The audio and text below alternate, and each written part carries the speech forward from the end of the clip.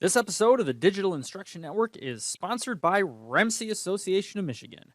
For more than 50 years, they have been providing digital media services as well as educator professional learning to educators and schools all over the state of Michigan. For more information on their programs, including the 21 Things program, the Classroom Makers program, and Playdates, please visit remc.org. That's REMC.org.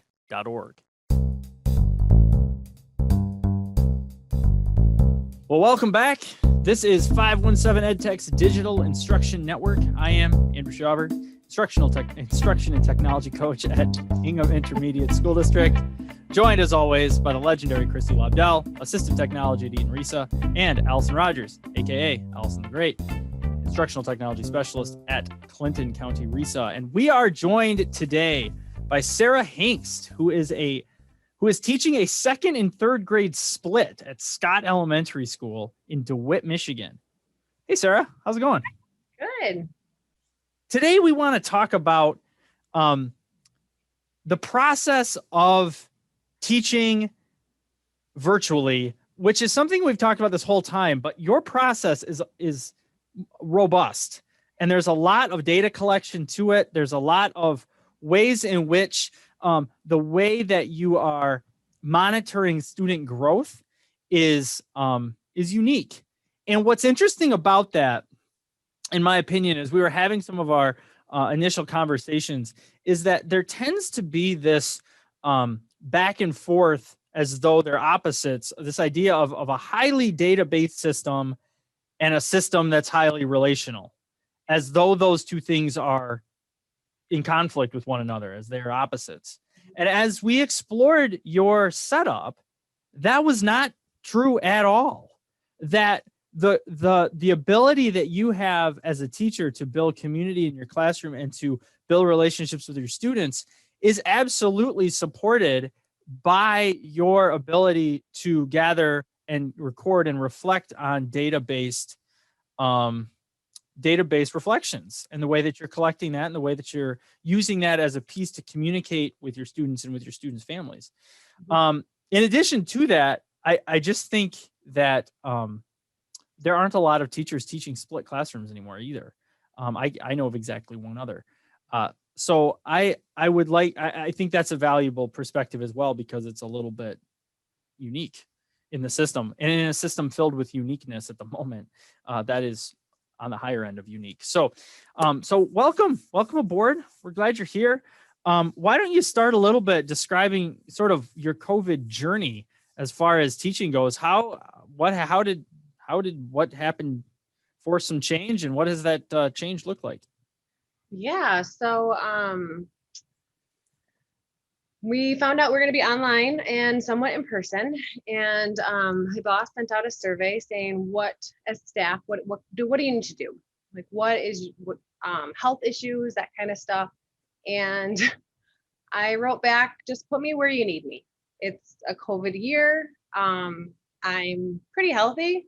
So if you need me in the classroom, put me in the classroom. If you need me online, put me online. I've had a lot of training online. I love teaching on virtually, as in like having my students be in Google Classroom before this even happened, having my students learn how to do Google Slides and stuff like that before any of this shutdown. So she knew all that about me. And so she called and said, hey, I need you to be that teacher that is online, but I need you to come back at semester. And I said, sure, no problem. I can definitely do that. And then within probably a day later, she called and said, hey, things got changed around. I need you to be the online teacher permanently all year long. And due to the numbers that Scott School is showing with parents wanting to keep their kids online, I need this to be a split classroom. As in, there's not a lot of second graders that want to be online all year from parent data. So, and there's a lot more third graders that want to be online all year. So we're going to split this classroom, and you're going to be teaching both second and third. Are you okay with that? And after a little bit of thought and talking to some amazing other teachers in this building, I came up with a plan, and I said, sure, yep, I can do this. So I started teaching both second and third grade And it's not a blended classroom. Like it's only blended in their small reading groups and math groups, but everything else is strictly second grade curriculum, third grade curriculum. So it's less of a split classroom as much as you're teaching two sort of half sections of second and third grade at the same time. Yes. So I do addition and subtraction to multiplication and division. And I completely forget which journey stories I'm on because I'm doing both at the same time. Have you guys changed much since we last spoke with schedules? I know a few of my districts have totally revamped, more in-person time or going from fully virtual to some hybrid. There's just a lot of moving parts right now, I think. Yeah, the legislation has something to do with that too. Yeah, there's now just 2 teachers online, or a teacher per grade level is online, and the rest of them are all back. And my numbers went from 24 to 31, and now I'm down to 28. So students can opt into face-to-face at any time? Yeah, so I went from my largest group being third grade, now my largest group being second grade. So I had 11 second graders, and now I have 18. But it's been fun. I've taught a lot. I've taught second grade before, and I've taught third grade now for the past year now. So I kind of knew third grade curriculum, but I really didn't know second grade curriculum really well. So it was a little bit easier for me, but it's taught me a lot of being a teacher and how to, when I had one grade and one curriculum, I never really stopped to work with my small reading groups or my small math groups. I would just teach. And if I got in the moment, I would never stop. I would just keep going, and then I would miss those groups. Here I have to stop. Kids are hopping on and they want me to teach them, and they are ready to learn. So it's forcing me to stop teaching, tell them to go off, and my new group comes on. So my schedule is very to the minute so I can get everything in. And I don't take a break until lunch. And then after lunch, I do have some groups in there that I see again. And I throw in snack and story, because you got to have snack and story in there, right? And then I've been throwing in some mindfulness to help those kids that are coping with being online, coping with not being with their friends, being stuck at home with parents, and some methods for them to help with that. So when you say you don't stop, can you give us a look into a typical day? I know when we talked before, you talked through what your schedule looks like, that you don't take a break, and then also that kids know when to be on, when to be off, and they are there waiting, and then the other kids know that, the other kids are waiting. Can you walk us through that process? Because it's pretty impressive.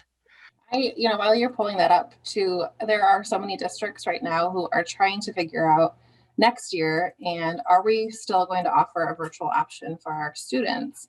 And some of the smaller districts are saying, we really want to be able to do that, but can we really have one teacher per grade level staying virtual? We have the numbers for that.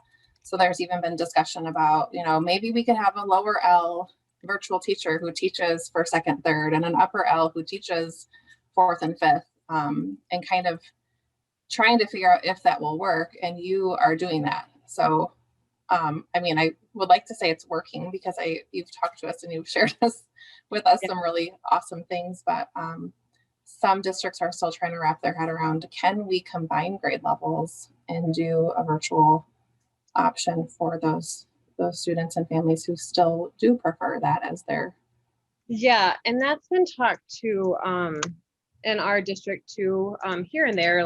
Nothing's really set in stone, but to teach 2 different grade levels, and to the extent that I feel like I've done it this year, is a lot of work. And even my boss has recognized that, and she's even said, I just don't really want to burn you out. So if this happens for next year, I don't want you to get burned out being a teacher doing this again, and just your own health and your well-being. And there's 2 questions in play. The first question is, can we pull this move off? Right. And then another question is this an ideal solution? Can you see this? Yep. Okay. My other screen's kind of weird now. Okay. So here is the schedule that I usually do. The highlighted is one of my students' schedules. So I sent this home to families. So if it's highlighted, that means that's the time that they need to hop on and be with me. So I wanted to show you guys the highlighted version, because there is a non-highlighted version, but I have a whole group meeting at 8:30, and it kind of just runs down the whole entire day of what they're expected to do, that kind of stuff. So if they're not working with me, they know other things to do. And then I go right from second grade reading, so third grade is off. And before third grade leaves, I tell them, hey, don't forget to do this, this, this, and this before you hop back on at 9:15. So second grade ends at 9:15. Again, I show the second graders what they have to do, what time they need to hop back on. I hear second graders yelling out, hey, Alexa set the timer for this, or they set their own personal timer for this. And then they hop off. Third grade is on at 9:15 to 9:45. And then once I'm done with them, my small reading group comes on at 9:45. So it's like every single second is accounted for. Before my third graders hop off, I let them know, hey, you come back on at this, you come back on at this, you come back on at this. Majority of them, I don't think there isn't any of them are in that small group. So I just say, you need to come back at 10:15 for math. So they know to take a 15-minute break, and then they know to hop back on at 10:15. So then we go to math. I have that for 20 minutes. Second grade, end that. I tell them when to come back on again. And then third grade comes on. I tell them when to come back on, because they're all kind of in different groups blending on what they need. Some of my third graders are in second grade groups. Some of my second graders are in third grade groups, depending on their needs. I try to differentiate my teaching based on what they need too. Math groups, I moved around, so now they're only 10 minutes because they're number talks. So I've learned a lot about number talks this year. We learned a little bit about them last year, and I was doing a little bit, but this year I've hit them hard, and their number concept. What is a number? What is a number talk? Number talk is you throw a number at them, and they have to do it in their head without any paper or pencil. All right, And so try me. So we start out small, and then I tell them once they have an answer, they have to give me a thumbs up. And then if they have to come up with more than one way to figure this out. So like any way you would teach like math and stuff like that, just check your answer and make sure. I'm ready. Give me one. So like, let's say 42 plus 50. Yeah, and then if you come up with another way, you can put another finger out. And then if you come up with another way, you might put another finger out. And then I wait, and I make sure everyone has a thumb up or another finger out. And then I tell them, okay, write it in the chat, but don't hit send yet. Christy and Allison don't have their thumbs up. And because they have no idea how to answer that. And that's okay. They're learning. So Okay. then I say, all right, on the count of 3, and then we put it in the chat. And then I look to see on the chat the answer. Then I show them my board, and we come up with as many ways to solve that problem as possible on my board, so they now can visualize it and see it. It's pretty awesome. So we've got, I counted up from 42 5 times just in the 10 spot. there you go. Yeah. So 42, 52, 62, 72, 82, 92. That's And what I then you got added right. the ones. Good. And I would show that on my board. I would show exactly your thought process, and then I would ask each kid what else you could do. We've come up with some really awesome ways to do it. That's awesome. It is. It's super great. And parents have noticed that there's a huge difference in just their math concepts mentally. Yeah. Oh, sorry. I was just saying, so Sarah, the schedule you said is given to parents as well? Yes. So each parent has a Google folder. Yeah. Can you talk through some of the communication that you've had with parents and just, what they get to see day to day, week to week? So yeah, they have a Google folder, and in their Google folder houses the schedule, and it houses any information that their child needs. So like any of their Acadience information for reading, any of their NWA scores might go in there. And then I have a weekly progress report that I send home for each child, so that their parents can see when they're hopping on and when they're hopping off. So for my own child, his weekly progress report is right here. And I started out with just showing this and kind of looking at all their work, but that was a lot of work to figure out how many times they checked in with me in the morning and all that kind of stuff. So I made it a little bit easier. And now I'm allowing parents to see that if they're on, if they show up for a small reading group, small math group, full math group, and full reading group. And then if I need to write in comments, I will. Sometimes I just put in a Bitmoji saying like they did a nice job. And then the parents will get a weekly update too in Google Classroom on if they have any missing assignments or not. And then from there, they all, I progress monitor all the kids on Wednesdays. because we're online, I just feel like there could be just some holes and gaps. And based on being online, you don't have to be here.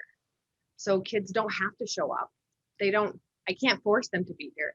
So if I don't read with every kid every week to know where they're at, I'm afraid that they could slip into a hole and I wouldn't know until a couple more months until we do our testing. So every week. Your Wednesday is asynchronous or designed to be an asynchronous day, but you are providing those asynchronous activities and assignments, but you're also saying, hey, this is my chance to do one-on-one connections and data checks and progress monitoring with my students. And that's happening weekly. Mm-hmm. That's amazing. Do you find, I know you said that it's not a required thing. Do you find that there's pretty good participation with your one-on-one hop-ons? I know my own personal third grade daughter, it's like the highlight of her month when or week or whenever she can have that one-on-one time with her teacher virtually. She just loves that. Yes. So I usually have almost everyone participate, and it's only a 5-minute window. So they read with me for a minute. I can check how well they're reading in a minute, a cold read. And then usually it's just kind of like chatting how they're doing, checking in with their mental health. Like today we did some virtual field trips. And so I asked them if they flew back from NASA or from the moon, because they were at the NASA Space Center. And some of the kids were like, no, can you tell I'm holding my computer because I'm floating in space? And like just having those reactions like are fun. Or I'll say like, hey, did you travel to NASA yet? At the end, and they're like, no, but I'm going to, Mrs. Hingst, and I'm so excited. Like just like those, you can kind of see in their facial expression, you can kind of see in their body language of how they're feeling. And the majority of them are just happy, like just happy kids. And if they're not, I can say, hey, what's going on? Like, how's it going? I don't always ask for them to retell the story, especially if they're above benchmark. Sometimes just like, all right, so do you know what you need to do today? How's your day going? How's family? Stuff like that. So it's more of just a check-in. So yeah, I get a pretty good percentage of kids showing up for that. And plus I think their parents are also saying like, hey, don't forget you need to hop on and see her. And so those are my Wednesdays, and they have work to do throughout the day also. But when they're reading to me, I go and I jot down their scores in Google Sheets. And this is my own son's score. And I mark down the date. So, and I marked down how much he's read. So let's say he read 102 and he had 3 errors. And then the last week he had like 90 and he had 2 errors. And then today, 324, he had like 120 and maybe he had 1 error. So those graphs are already updated, and then I can do it for each one of my students. So down here on the tabs are each one of their names. I just marked them as 1, 2, 3, 4 for today, but they have names on them. They usually do.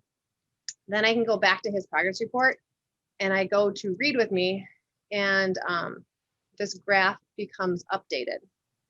This is the magic. This is the magic piece. When it wants to become updated. It's real slow right now, and it doesn't want to become updated. But it usually does. Come on. Some of that has to do with the fact that we're recording a Zoom call. Recording and screen sharing, yeah. But is it normally that little button on the top right? Yeah. That you'll click and it will update what you've entered. Okay. It will say right here, and it will say right here update, and then I don't know why it's just going really slow, guys. Sorry. And it will update it, and then you will be able to see his scores.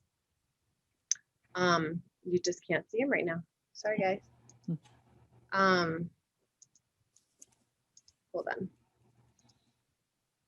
Well, I think part of what's important here too is to continue to draw out this point that like this is not just reducing in the way that a lot of people would, not a lot of people I suppose, but some of the more vocal critics of this type of a database system would say that you're just reducing kids to a bunch of numbers. And it's like, no, I'm not. Like I'm taking, yeah, there's some numbers, but like that progress monitoring time is totally checking in, getting a feel for how the students are progressing, not just like content wise, but are you comfortable with the way things are going?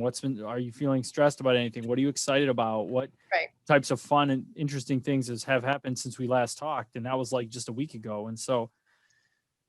Right. You're pairing that data piece that I think sometimes is reduced to like, you're just looking at their numbers and their scores, and you're not looking at the kid holistically, but you're pairing the data with that relationship piece and looking at the kid on a weekly basis. And I think you're really hitting the nail on the head, because virtually, like, you don't have that going over to their desk, shoulder to shoulder moment, checking in Right. like you would in person. So I Right. think this is crucial. Yeah, and it's not just for you.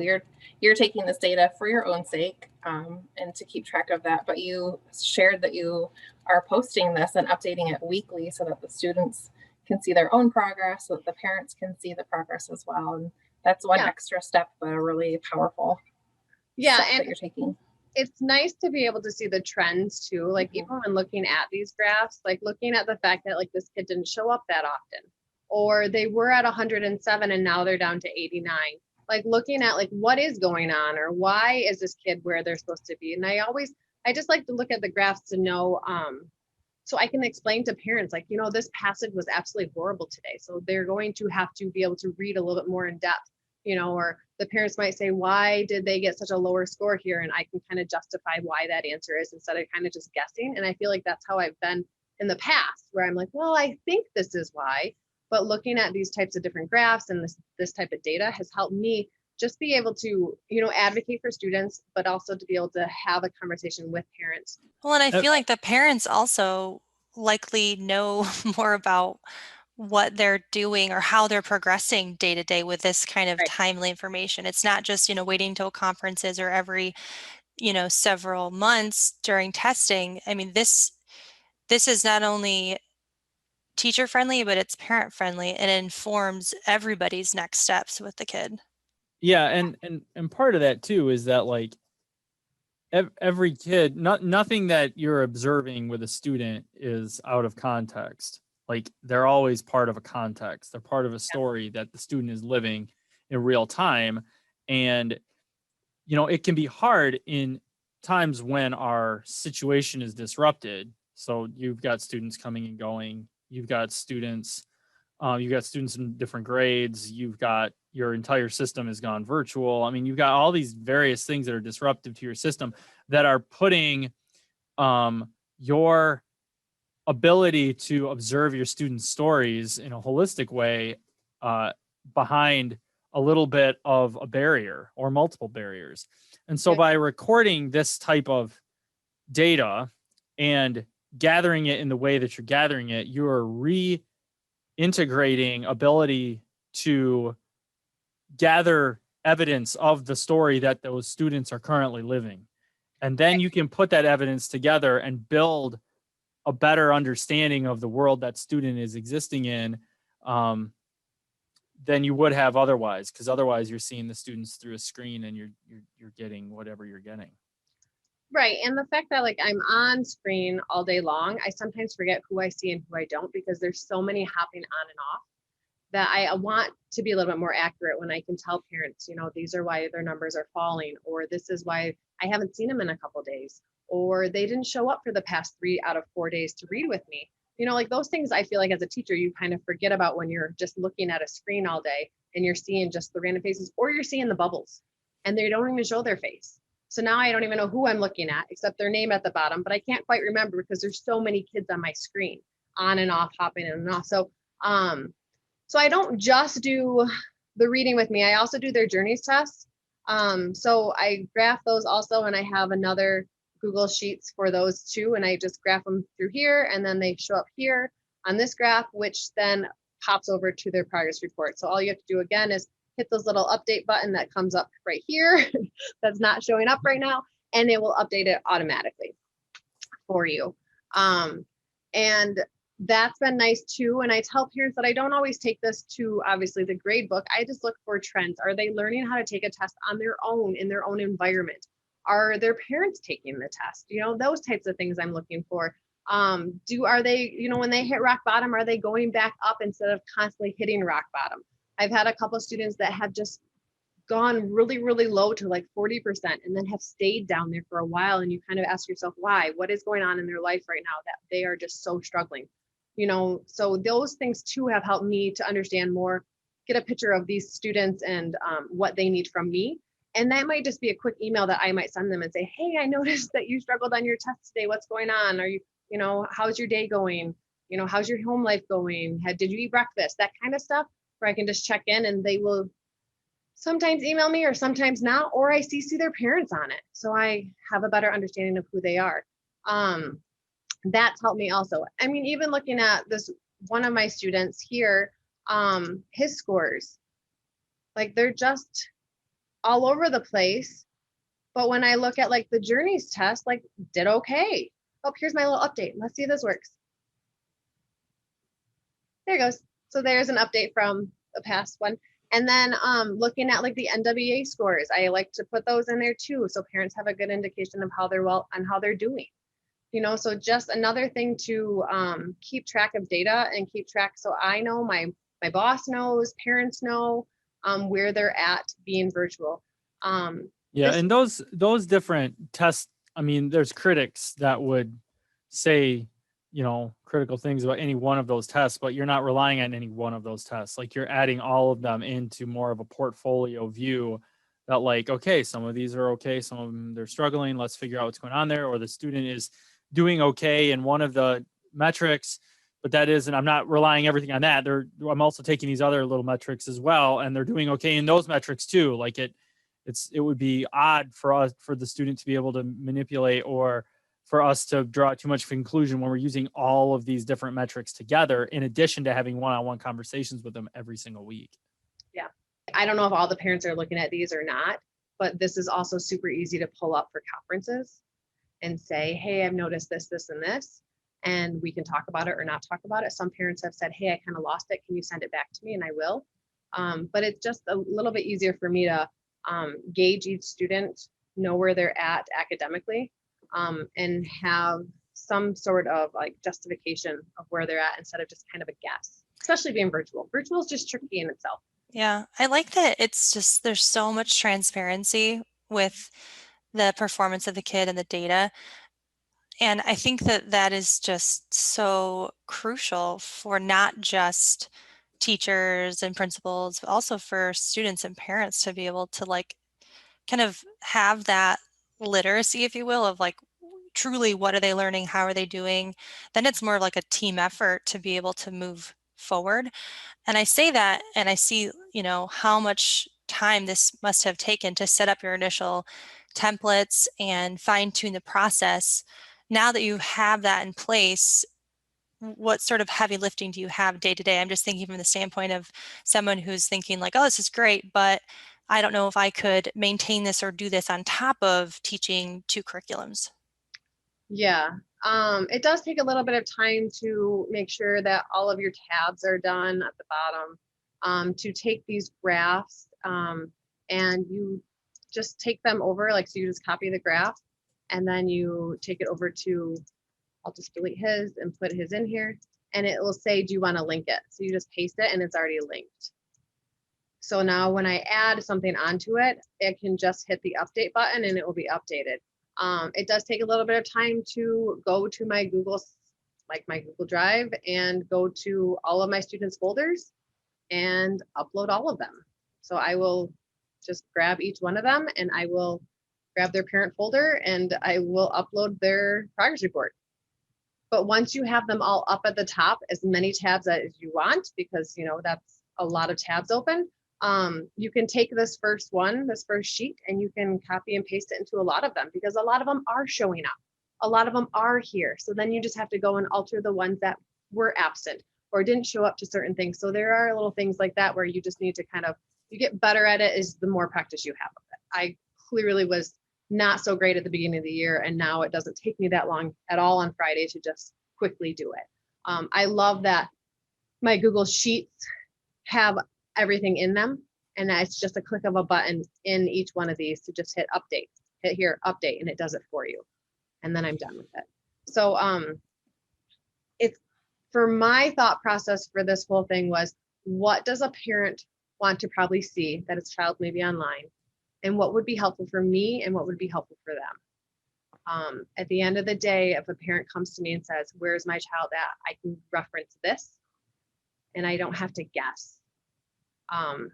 So it didn't take too much, it didn't take too long for me, but it does take a little bit of time up front. Sure, some upfront learning, some, you know, working out the kinks, but this final product is very impressive. So impressive that I wonder if you were back in the classroom, would you consider using first of all, these data sets, the slide decks, like how might that transfer to in-person, or would you keep it the same? Yeah, I think I will keep doing the reading with me. I think I don't know if I'll prize monitor every kid, but I think I'll do the ones that I need to. And then even their journeys test, I think I'll keep going with that too. And then I'm not really sure what I would do with like the day-to-day, but maybe it's like volunteering or, being a good helper, that kind of stuff that parents might want to see on a weekly basis. I don't know. But I don't know how much I would use of just like their attendance that they're there, are they showing up? Well, yeah, they're here, they're in with me. So I guess I would have to play around and see what my thought process would be on, that. But again, I liked how you guys said that this is a really great idea to show actual kids. And we started doing that last year in 3rd grade. When we were in person, we would show the kids their NWA scores and say, all right, let's see if we can beat it for this round, and that would be a really good indication for reading and for their journeys test. Like, this is what you got last time. Let's really work hard on, making sure that you're reading everything correctly so that you can get a better score this time. It's just teaching those kids these testing. We test them in 3rd grade so much that having them get that confidence in them, that having a better self-esteem about taking tests probably would help them later on when they get to high school. Right. It's just it makes so much sense to me that you're having them take ownership of their own learning instead of waiting to that moment of, oh, here's your grade, like surprise for both, parents and students. That it really, and in my opinion, it should ideally be this way. K-12 is like, it should just be this ongoing learning process without the gotchas or the like, oh, I'm shocked that, this is how they're performing. And obviously that's, the ideal scenario, but I do like that this helps streamline some of that communication for both students and parents. Well, besides that too, like there's some anti-testing advocates who are uncomfortable with the amount of testing that happens in elementary schools. But at the same time, like a lot of the data that you're collecting is not testing in the sense of how it often gets talked about. Like you're asking someone to read something out loud and recording how well they do while they do that. I mean, you could consider giving that kid a test, but that's not really what happened in the way that most people think of testing. Like you just asked that kid to read and you made some quantitative observations while they did, so basically you're just recording artifacts of their learning because there's an implicit appreciation that no plan is going to be perfect, that I'm going to teach the best I can teach, but I have to actually verify that the students are learning, because otherwise all I'm left to do is assume that because I taught it, they learned it, which we've observed time and time again is not a valid conclusion to draw. So very true. And I've heard from a couple families, like their students just get really frustrated when they do really bad. So like walking them through, like the journeys tests are open books. So they help them walk through open book tests. And I'm like, thank you, appreciate it. And then they said, and then we backed away. Great, thank you. Like certain things like that, where you're just there. It's a group effort here. And we always say it takes a village, and it's been taking a village. We have people all over helping these kids out. And I'm hoping that once they come back to class, they take all those things that they learned on virtual and they're even better. I don't know. Well, I guess we'll find out. It'll be more data collection for me. So let's move forward a little bit. I mean, you talked a little bit about what you are, as far as your system goes, how much of that you're likely to keep going into the fall. But let's also talk about maybe some other things. I mean, we've been through quite an adventure here in the last 12 months. And I would say there's a high degree of likelihood that you're not the same teacher in the fall of 2021 that you were in the fall of 2019. So what do you think the fall of 2021, provided you have to make some presumptions about what that is going to look like structurally, but like, what are some things that you think are coming out the other side of this? Like, how are you a different teacher now than you would have been pre-pandemic? I'm looking more into data than I've ever looked into. And I liked how I've done these graphs. So I think I'll bring those back into the classroom. I've learned to just a lot of like, just knowing that we keep hearing that these kids are struggling being online, and we keep hearing that these kids are going to like struggle in life, but their smiles, they're happy. I don't know if it's their parents that have made them happy or their teacher that's made them happy, but they're happy. They're excited to go back to school next year, but they are happy being online. I hope that when they come back to school, they don't have that mentality of like, I can work on my own pace. Like, I can do what I want. I'm hoping as a teacher next year that I don't want to hit the mute button too much, because I've really enjoyed that. Just watching them wiggle, watching them talk while I'm talking, but not being able to hear them. I think as a teacher, we kind of forget some of those motions that kids still need to talk and they still need to move. So I'm hoping that next year, I don't want to mute them too much, and I allow them to have a little bit more of that conversation with each other and movement with each other, and they don't always have to sit, they can stand. I hope they come next year in clothes and not in their pajamas like they do all the time nowadays. But it's been a really interesting year. There's been challenges at times, but there has been a lot of great memories at times. These kids are happy, and I feel like I wasn't going to change the way I teach just because I'm teaching online. And I did grow out of it, but I feel like I grow every year to learn something new. But yeah, I don't even know. I don't even know where I'm going to be next year, to be quite honest. I'm hoping I'm back in the classroom with third graders, but I don't know. Well, there's an adventurous spirit that exists, sort of willing to walk a path that you don't know what's out at the end of it. Right. And I think that's the safest mentality to have right now, is that we're just going to kind of take each week as we get it, and we'll adjust to what needs to be adjusted to. We'll make a plan so that we have something to work with, and as that plan needs to be adjusted, we'll adjust it too. And that's to some degree, teachers do that all the time anyway, but this has really heightened the need for that level of flexibility. So, and I've had conversations with people that say out loud, you should not be collecting data on kids. And I don't know what else to do with that aside from contribute to the conversation with systems that provide a very positive view of data collection, of why it's being done, letting people who have developed good systems talk about why they're valuable, and simply allow that conversation to go out into the broader scope and let people adjust and respond. That is about the only way, right? I mean, I'm going to counter that with a view of a system. And that wasn't sitting underneath any of my thought processes as I move forward until you really started sharing it out. And I thought to myself, there have been conversations that I've had where having your setup as an anecdote in my back pocket during the conversation can really help people understand the role that data plays. Is that we're not attempting to look at students only as a number on a progress monitoring graph. But if there's one thing that is absolutely clear, it's that everybody had a system in the fall that they didn't know if it was going to work. Like 100% of the system did not know if it was going to work. So what do you do about that? You can't just not check. Like you got to check. And I don't know how else to check if you're not checking with numbers, because they're top level efficient at checking. That's what numbers are great at doing. Right. Yeah. I'm getting a little wound up. Little wound up. You could see it. Well, and I kept thinking too, like, we always tell parents 3 times throughout the year. We tell them in the fall where their child's reading, we tell them in the winter, and we tell them in the spring. What about all those times that I'm reading with their kids on Wednesday and I'm not telling them where it is at?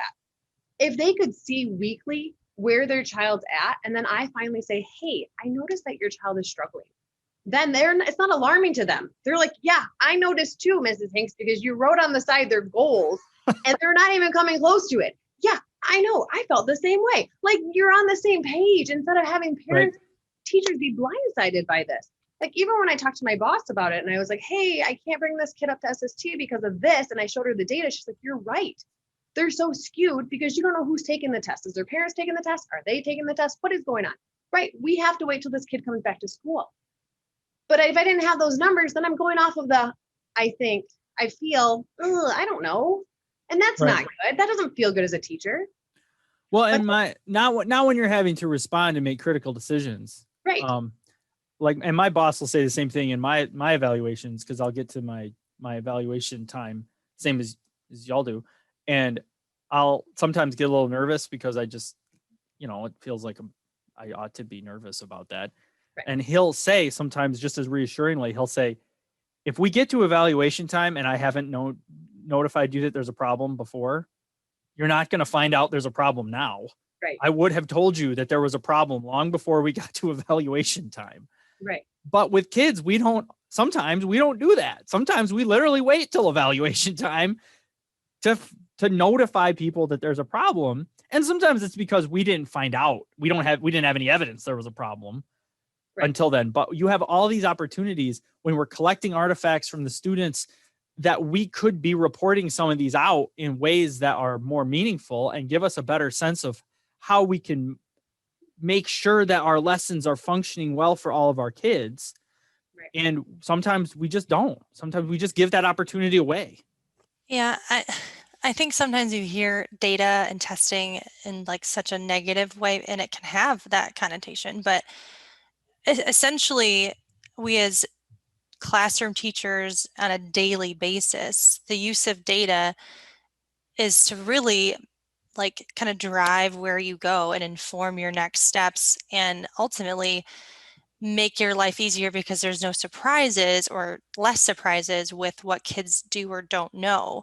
And so I think, forms of data could be, yes, test results, but it can also be, student artifacts and like feedback from students. And, when you're reading with them, I mean, it's all data, right? And it's all creating that whole picture of a student that you can then decide how to help them academically, but also support them, as humans and, building on that relationship piece. So I think sometimes that part is forgotten when it comes to hearing, using data to inform instruction. Well, it's a little deeper than that. And everything that you've done illustrates that exactly. Well, and we're online. So like, that's the other part. Like when I'm in class, like I can go over to them and be like, hey, I noticed, I see you, I'm here. The past couple of days, you've been this way. These kids don't have to show me their face. Like, I don't have to see them. Some do. But for me to say, like, I feel like you're like not happy. They don't have to talk to me, right? They don't show me their face. They don't have to talk to me. They just have to pop on. And I just mark that they're here. And then I don't know how they're doing. So one part this data has helped me is like to find out like, where are they at? I had one of my students and numbers were just dropping. And finally at conferences, I was like, I don't know what's going on with your child. I am worried. And after the parents were like, okay. And I'm like, I've emailed, I've done all that, but they talked to her and she's much better now.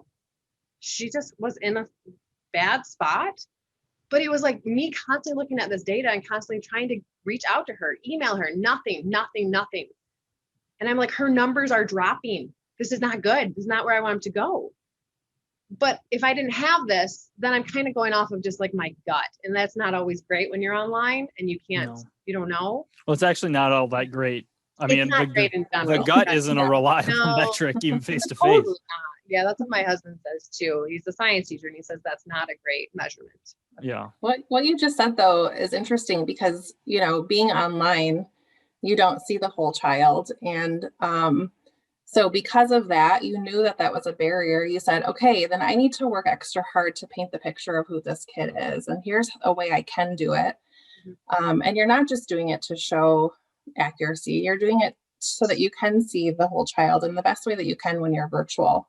And I'm thinking of like special ed world and how, when we track data, and I feel like in special ed, it's sometimes even more data driven because we need those numbers to justify a change in intervention or an increase in frequency of some sort of intervention, or even like you said, to bring to the SST team, I need this data to show who this child is. And so because you knew walking in that you were going to have some holes in being able to really truly see these kids, you created a system through maybe because you were like, well, I do need to have these running records and this data, but also this gives me that extra connection point to these kids to really get to know them and see who they are. Yeah. So And I applaud you for that. just like anything, like I didn't like you. I love the fact that you thought I just like walked into this, but it took time. You couldn't have anything. Sure. And so, the first like couple weeks came on and I kept going like, how am I going to show this? What am I going to do? And I feel like every single time it's tweaked a little bit. So I just showed the graph, and then I had a parent tell me, because I was close with a parent, and she goes, is there a way that you could show the numbers? I was like, I don't know how to do that. So her child, who's in like middle school, did a video for me and said, Mrs. Hingst, this is how to do it. Cause I had her child in first grade. See, there's my first grade. They came back to me. And then they showed me. And then later on, she was like, is there a way that you can put the numbers on top? I was like, let me figure this out. So I constantly was doing the research of trying to figure out how to better improve the system. And I think I've got somewhere, but like, there's still probably some things that I probably could tweak and get better at it. But there's a point at which investing time won't return a lot of yield once it's reached a certain level of value. Right. But I did think I have not done any math with any of this. Granted, like this year's math is just tricky online in general. And we started taking tests online and they're just tricky online. But I thought even for next year to like do data of math and show their parents their math scores would be great also. I don't know how I might do that, but that's another thought. That's I mean, math is a different like track, save the chat when they enter their math talks number and you track that number. They got it, they didn't. There's lots, there's lots of different ways. But you're right. I mean, like, I guess my point was that you didn't see virtual schooling as a barrier that you couldn't overcome. I mean, it was there. And so you found your way around it in a really productive way. You didn't use it as an excuse to say, this is a year, I'm just not going to get very much data. And I think that drove me to thinking, are these kids learning? How do I know that they're learning? And when I started seeing my data, I was like, oh my God, they're learning. Like we're learning online together. This is crazy. I thought it was just me. And no, like they really are. Like their scores are going up. It's been great to see. I think that was just the highlight for me. Like I am actually teaching these kids. I'm looking at bubbles or squares and I'm looking at them and I'm part of their home. They're part of my home. Like we're all together. And even on our field trip, this 2 days ago, the little girl goes, Mrs. Hingst, my mom is sitting right here. And I said, fantastic. She's our chaperone. I knew she wanted to go on the field trip with us. And you can hear the mom giggling. Like you just bring in everybody and like they're all listening to me. So it is what it is. You just make the best out of it, or it's a pretty lonely world out there. All right. I love your setup, Sarah. I'm like, she's standing, she can move. Like it's just you've got your I have board behind you. Movable desk. Oh, okay. This was a good purchase. Definitely standing desk for virtual learning, so I can move. I can get real close. The angle's good. I like it. Yeah.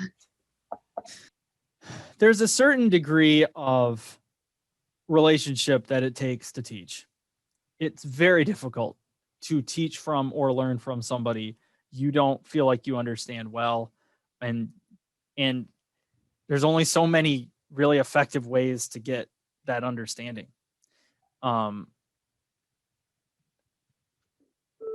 Our system has been built to function on a face-to-face interaction.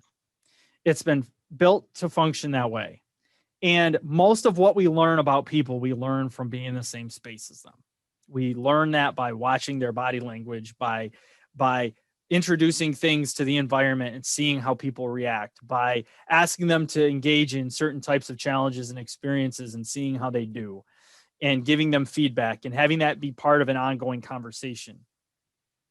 And all of our best practices, all of our habits, all of our routines presuppose that I'm going to be in the same physical space as that person for a large amount of the time that I'm asking them to do those things. If you remove that as a presupposition, it disrupts most of what we try to do. And so the question becomes, how do you get that back? Because that doesn't change the reality that you need to have a decent understanding of the person that you're attempting to teach.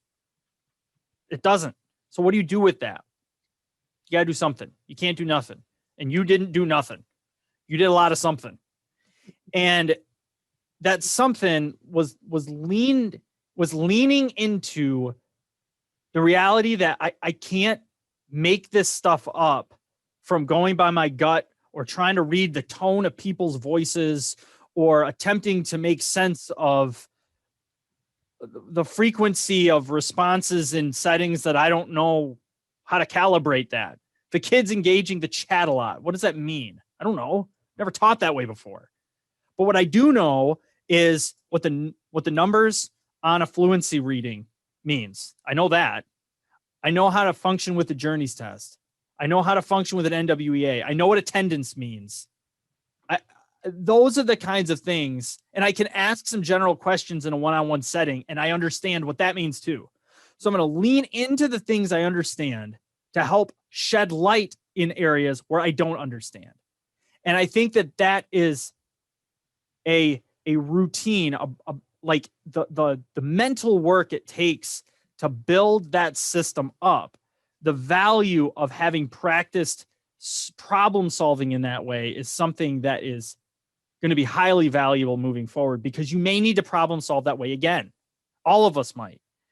And when you do that, you reach for the things that you are confident in and try to apply them in the spaces where you know you have a problem that needs to be solved. That's what it looks like to me. And if I'm interpreting that right, I think it's really an excellent thing. Thank you for modeling that and letting us be a part of your world for about an hour here. Thank you. Okay, Christy, want to wrap up? I do. I will wrap up. I want to just kind of focus on one little piece to all that you shared, and it's the power that your data and your system is affecting your students and how they view school and how they will view school moving forward, because you've given them a chance, like an open book, to see their numbers. And you mentioned how some parents have given you feedback on how that it really has helped their students deal with test anxiety. And I think that's just so powerful. You're showing them that, there are sometimes your numbers rise, there's times that they drop, they will always drop. The goal is to learn from that and to try to do better next time, that there will always be mistakes. We will not always get 100%. We won't always do as well as we did the time before, because we're learning, the content's getting harder, and just trying, justifying that to a student so that moving forward, they can keep that in mind as they do approach tests, but also bringing their parents into that too, so that they can reinforce and have those same conversations with their children. So I applaud you for creating that system for them, that they will remember in high school that, man, I remember this data thing, we were doing this way back in second grade. This is not new to us. So they will remember it. And if they don't, their parents will. And even if they don't remember it, it will become kind of part of who they are as a student. So thank you. Thanks for sharing. There's one thing I think we don't have to worry about. It's that students forgetting what 2020 and 2021 was like. Right. That's true. Man, that will be a really fun conversation to look back on a decade from now, and when these second graders are seniors and what that second grade year was like for them. Sure. Allison, Thanks. Wrap up. Sure. So a couple things pop out for me. One, as you both mentioned, just how you're using data, and not necessarily in the traditional sense, but to look at the student holistically and to help your teaching, to help the parents support and communication, and to help the student, own their learning. The second is the communication and the transparency that you have amongst all of that. So it's more of a team effort. And lastly, the sign or the bulletin board behind you has been sticking out to me during this entire conversation is growth mindset. And I'd be hard pressed to find another educator that I can think of that when I think of that word, growth mindset, I think of you. And we've known each other for several years now. And you have always, even before pandemic year, I've always wanted to improve and try new things and, just give it a go. So I applaud you for really, as Andrew said, leaning into that mindset this year. And delivering on what was an extremely tall order. So well done. Sarah, want to wrap up? Sure. To be quite honest, I just enjoy teaching. And if I'm in person or if I'm virtual, it doesn't matter. I'm going to have to still enjoy it. And I still bring the humor no matter what. And my number one goal is to have students enjoy learning. So if they're in front of me or if they're virtual, they need to enjoy it. And they need to see smiles and they need to see happiness. And there is a motto in my class that there's no crying in Mrs. Hingst' class. If that's over tests, if that's over anything, there's no crying. So unless they're sick or don't feel good. But I just know nothing's going to really like stop me from wanting to get better. So if it's something that I think of and I want to try, I'm going to try it. And I know that if I fail, I'm just teaching my students what I'm wanting them to learn, that it's okay to fail and it's okay to be frustrated. But at the end, we're all here together and we're going to make the best out of what we can. Sarah Hingst, 2nd and 3rd grade, split teacher at Scott Elementary School in DeWitt. Thank you so much for joining us. Be sure to check our entire Digital Instruction Network playlist out, as well as our 517 EdTech website. Follow us on Twitter using #517EdTech, and feel free to join our mailing list using this link.